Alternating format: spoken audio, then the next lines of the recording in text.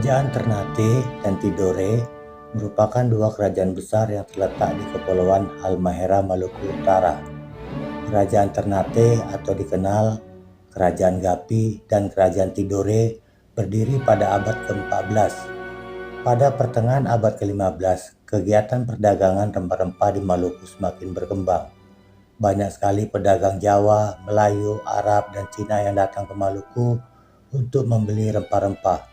Kedatangan mereka sebaliknya membawa beras, tenunan, perak, gading, dan barang-barang lainnya. Kerajaan-kerajaan di Maluku sangat akrab menjalin hubungan ekonomi dengan pedagang Jawa. Bahkan pedagang Maluku sering berkunjung ke Jawa dan sebaliknya pedagang Jawa sering datang ke Maluku untuk membeli rempah-rempah. Hubungan tersebut berpengaruh terhadap proses penyebaran Islam di Kerajaan Ternate dan Tidore.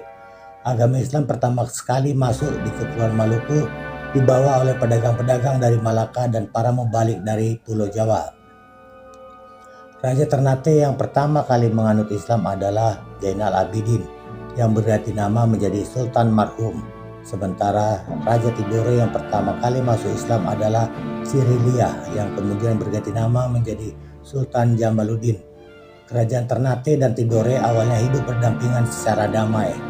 Ketika Kerajaan Ternate di bawah kekuasaan Sultan Ben Akoralah dan Tidore di bawah kekuasaan Sultan Al-Mansur, menjadi kerajaan yang makmur dan kuat. Mereka memiliki puluhan perahu yang digunakan untuk berperang dan mengawasi lautan yang menjadi wilayah dagangnya. Perkembangan dan kemajuan kerajaan tersebut membuat perebutan pengaruh dan kekuasaan kedua wilayah, sehingga keduanya membentuk dua buah persekutuan yang bernama Uli Lima, Persekutuan Lima Saudara, dan Uli Siwa, Persekutuan 9 Saudara. Uli Lima dipimpin oleh Kerajaan Ternate dengan membawahi Ambon, Bacan, Obi, dan Seram.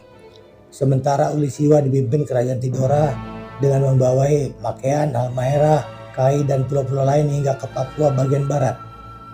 Kedua persekutuan tersebut saling berselisih untuk menguasai perdagangan rempah-rempah.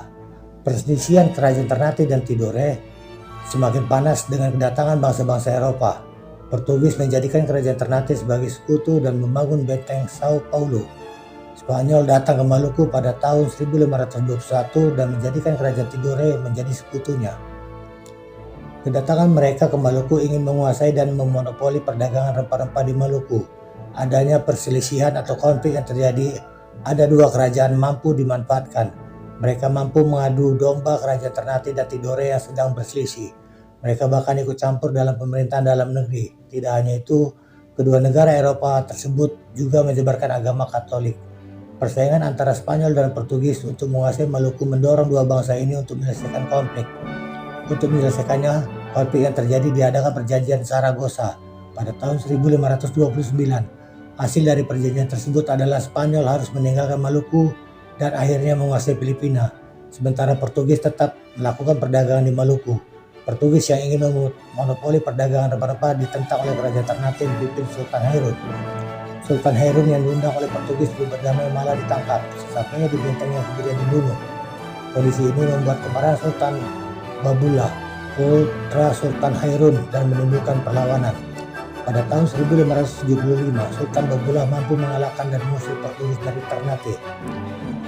Portugis kemudian pindah ke Ambon, tapi tidak lama karena diserang oleh Kerajaan Tidore. Akhirnya Portugis pindah ke Timor Leste. Berakhirnya kekuasaan Portugis di Maluku membuat dua kerajaan mencapai puncak kejayaannya. Kerajaan Ternate mencapai puncaknya pada masa pemerintahan Sultan Babullah, sementara Kerajaan Tidore pada masa Sultan Nuku. Namun kedua kerajaan tersebut masih terlibat perselisihan. Kondisi itu mampu dimanfaatkan oleh Belanda yang masuk pada tahun 1605. Berikut sejumlah peninggalan di kerajaan dari Ternate. 1. Istana Kesultanan Ternate. 2. Masjid Jami Kesultanan Ternate. 3. Kompleks pemakaman Sultan Ternate. Dan 4. Benda-benda peninggalan di Museum Kesultanan Ternate seperti alat perang, singgasana raja, hingga Al-Quran tulisan raja. Terima kasih.